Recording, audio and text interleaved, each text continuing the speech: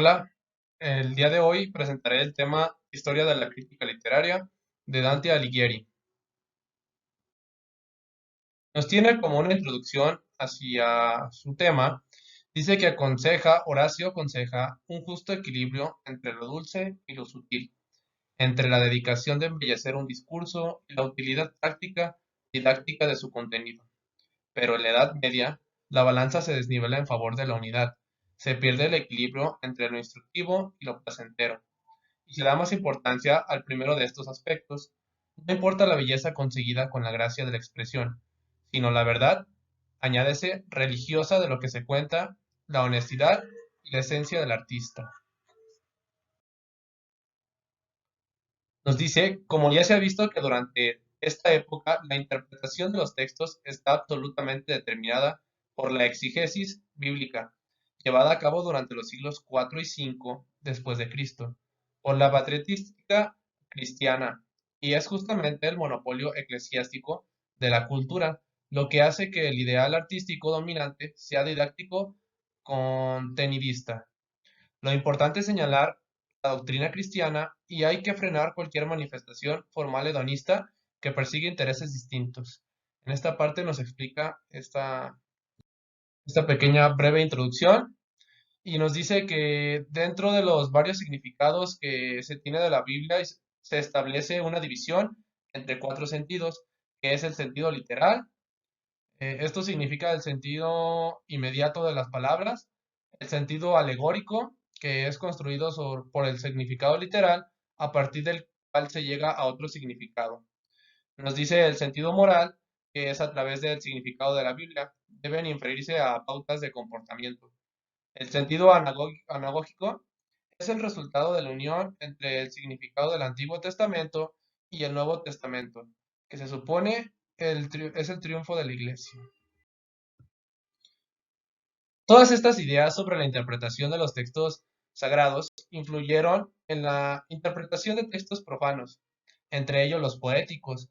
De hecho, es lógico que así se fuera dando que no habría la Edad Media límites demasiado tajantes entre el modo de acercarse a un texto sagrado y el de enfrentarse a los textos literarios. Una prueba evidente de ello es la Epístola 8 de Dante, escrita en latín, donde se advierte cómo el poeta lleva a cabo la interpretación alegórica sobre una parte de la Divina Comedia, específicamente en la parte donde dice el paraíso. En esta, Dante empieza señalando los 6 aspectos que hay que investigar en una obra de doctrina, que es el asunto, el motivo o intención del autor, la forma, la finalidad, el título y el género filosófico, es decir, el tipo de filosofía expresada, donde su intención es examinar estas cuestiones en su propia obra, que es la Divina Comedia. Aquí tenemos un ejemplo donde nos dice que el primer significado del texto literal. El segundo deriva de lo significado por el texto. Para ejemplificarlo un poco, nos dice que el primero se llama un sentido literal, el segundo un sentido alegórico, moral o anagógico. Para que resulte más claro este procedimiento, nos pone como un ejemplo un versículo, perdón. Al salir de Israel de Egipto, la casa de Jacob, de un pueblo bárbaro, se convirtió en Judea, en su santificación, e Israel en su poder. Nos dice que si nos atendemos solamente a la letra, se alude aquí a la salida de Egipto de los hijos de Israel en tiempos de Moisés.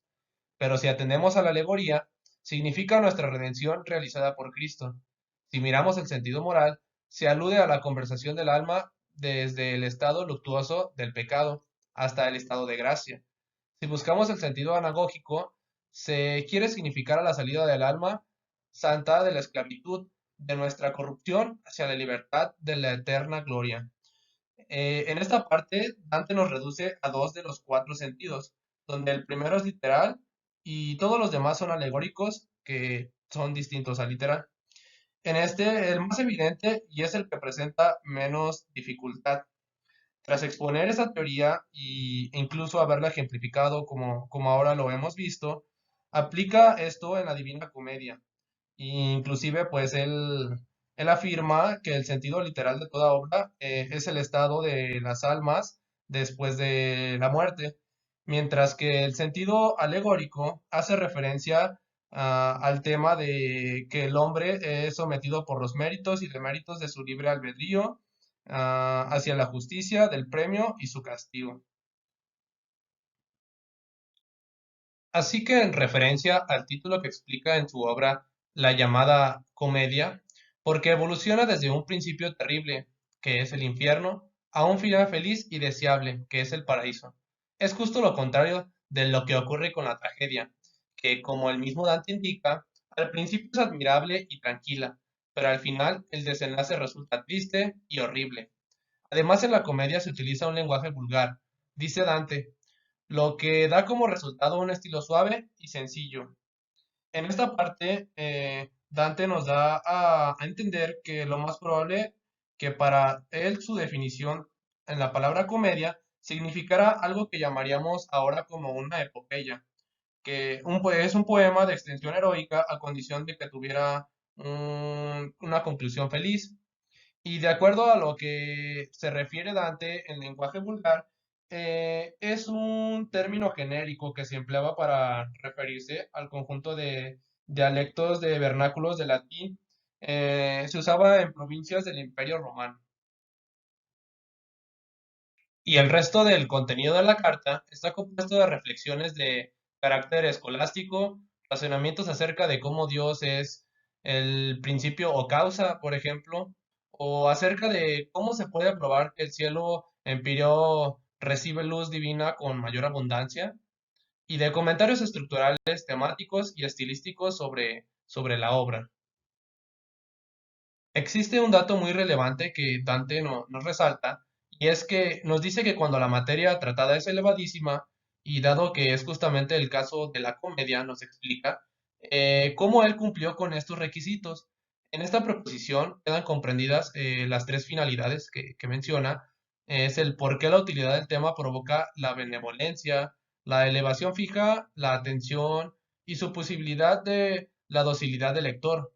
Indica el autor la utilidad del tema cuando promete referir las realidades más atrayentes para el deseo humano. Esto es, los gozos del paraíso. Señala lo admirable del tema cuando se enuncia la descripción de cosas tan altas como difíciles, a saber las condiciones del reino celeste.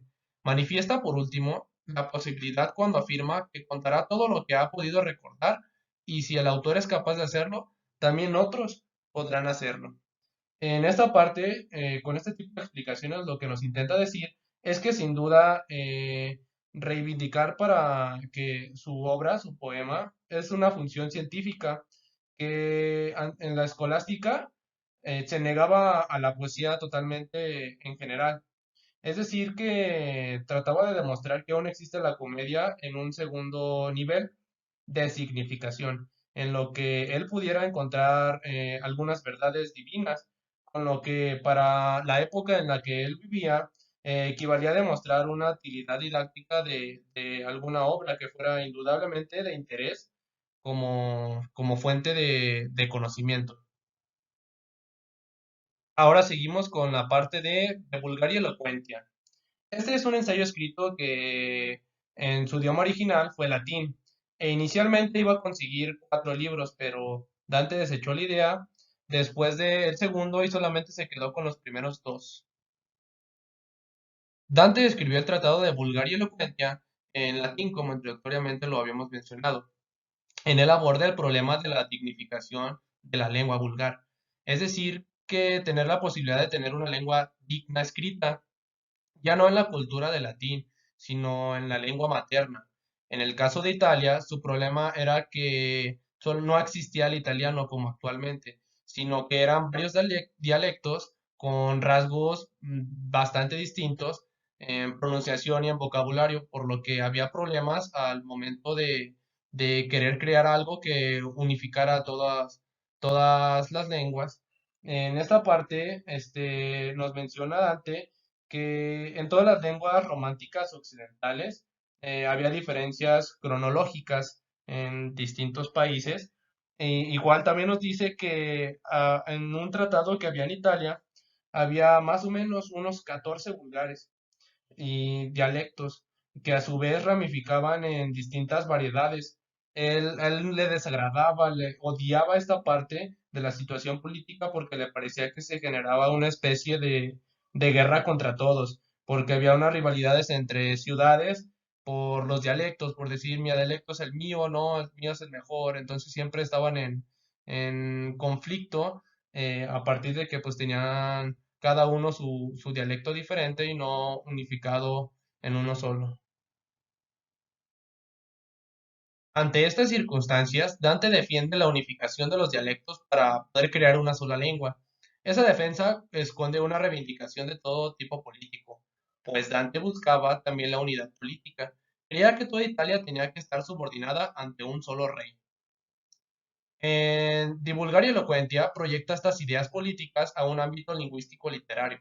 La motivación de fondo es fundar una nueva literatura en lengua vulgar, lengua que sería el símbolo de la unidad definitiva para los italianos. Él buscaba tener esta lengua, esta motivación para que entre ellos mismos pudieran entender esta literatura. No le gustaba que distintos países, distintas ciudades en Italia tuvieran ese conflicto de los dialectos. Entonces él quería que se pudiera unificar para que todos sirvieran solamente para un solo rey y de esta manera, por consecuente, sirvieran solamente para un solo idioma y con este se pudieran comunicar e inclusive proyectar algunas ideas, pero en el ámbito literario e inclusive en el político. Divulgar y Elocuentia, como mencionábamos al inicio, originalmente respondía a un proyecto de 4 libros, donde en ellos se abordarían los estilos y registros lingüísticos desde lo más humilde hasta lo más sublime. Pero el tratado quedó inacabado, en la mitad del segundo libro y del proyecto global. Solo se llegó a desarrollar la parte dedicada al estilo sublime, al que Dante denominó Stilus Tragicus. Su originalidad reside básicamente en la combinación de una poética del vulgar con una teoría e historia del lenguaje. Y pues de ahí muchas cosas no fueron anunciadas, no se llegaron a desarrollar, aunque el tratado era básicamente en realidad una especie que se manifestó teóricamente de un tipo de poesía que se heredó de los trovadores provenzales. Esto quería decir que eran la poesía de la escuela siciliana y la poesía de los estilnovistas, que era de temática especialmente amorosa. El movimiento de estilnovismo era un movimiento poético italiano que se desarrolló a la mitad del siglo VIII y como mencionamos hace unos segundos, su temática era esencialmente amorosa. Mirko Taboni enumeró los temas abordados en De Vulgaria Elocuentia, que los temas eran ¿qué es el lenguaje? ¿Por qué es una facultad exclusiva del género humano? ¿Qué lengua hablaba Adán? ¿Qué pasó en la Torre de Babel? ¿En qué familias lingüísticas se dividió entonces la humanidad? ¿Qué son el griego y el latín en la oposición del vulgar? ¿Qué relaciones hay entre la lengua vulgar, o C, a la del Oli, y la del Sí? ¿Cuáles son los dialectos de la península italiana? ¿Cuáles son las características que tiene que tener la lengua vulgar ilustre? ¿Y qué normas retóricas, lingüísticas y métricas tiene que seguir para ser dignificado? En su obra Dante sí se decantó por una opción y en ella señala que la lengua vulgar, la materna, es la más noble por 3 motivos. Es la primera hablada por el hombre, la otra se aprende. Todo el mundo tiene una lengua materna y en cambio no todos conocen bien la lengua secundaria. No todos saben latín y finalmente es la lengua natural, mientras que la otra es puro artificio. Una cuestión interesante tratada por Dante es la que de por qué los hombres no se contentaron con la lengua natural otorgada por Dios y tuvieron que inventar otras, las gramaticales. La explicación que nos da es bastante curiosa.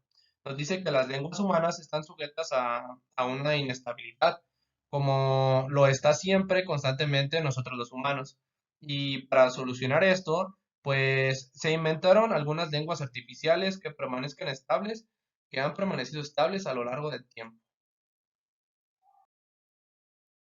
Otro punto que es muy importante es que en el Vulgar y Elocuentia nos habla que Dante hablaba hebreo era la lengua originaria de la humanidad que fue otorgada por la gracia de Dios y completamente estable, sin verse afectada por la caducidad inherente a todo lo humano.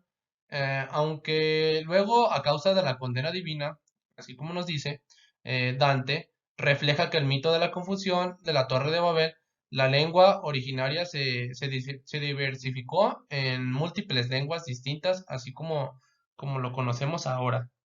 Recuerda que el mito de la Torre de Babel nos dice que los hombres desafiaron el poder de Dios y quisieron construir una torre para llegar al cielo. Pero como castigo ante semejante acto de soberbia, el hebreo originario fue dividido en tantas lenguas como tipos de trabajo que tenían constructores de la torre. Y también entonces toda la lengua humana se convirtió en estable y tenía una fecha de caducidad. Aquí nos dice que en referencia al mito de la Torre de Babel, es el responsable este mito de la diversidad de lenguas, porque fue visto como un castigo, una condena al haber desobedecido las reglas, las normas que se tenían impuestas por Dios. Y nos dice que muestra una situación muy parecida a la que se vivía en la Italia donde estaba Dante. Nos dice que había múltiples dialectos coexistiendo y para él pues este mito lo tomaba como ejemplo para preguntarse de por qué en Italia había tantos dialectos. Nos menciona Dante citando algunos consejos de Horacio que aplicado a la poesía en vulgar tenían estos tres estilos, que es el estilo supremo, en él es el estilo de las tragedias y tiene que implicar la utilización del vulgar ilustre y de la forma estrófica de la canción para tematizar un asunto relacionado con el amor, las armas o la virtud. Nos menciona también el estilo medio, que es el estilo de las elegías en las que se trataban temas de infelicidad utilizando un vulgar humilde. Y también el estilo inferior, por último, que es el de las comedias en las que siempre se utiliza un vulgar mediocre.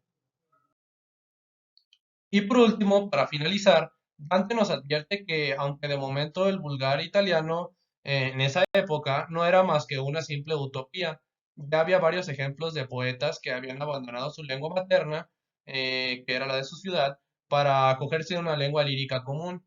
Esa lengua pues no era otra, era lo que nos decía en esta obra, y pues nos decía que su propósito de él era encontrar una lengua vulgar que fuera dignificada, para unificada por todos, que fuera tan artificiosa como lo era el latín en esa época, y que de hecho pues en eso debían encargarse todos los poetas, hacer su esfuerzo para lograr hacer esta tal hazaña.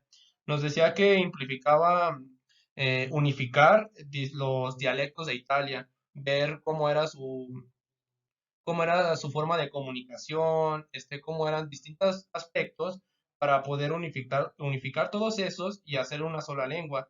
Y luego, ahora que lo hubieran logrado, buscar un estilo un poco más sublime de esta lengua para poder escribir poesía de alta calidad, así como lo hacían en latín. Ese era el propósito de Dante, que se pudiera escribir una poesía de calidad como se podía escribir en latín, él lo quería hacer en un vulgar italiano.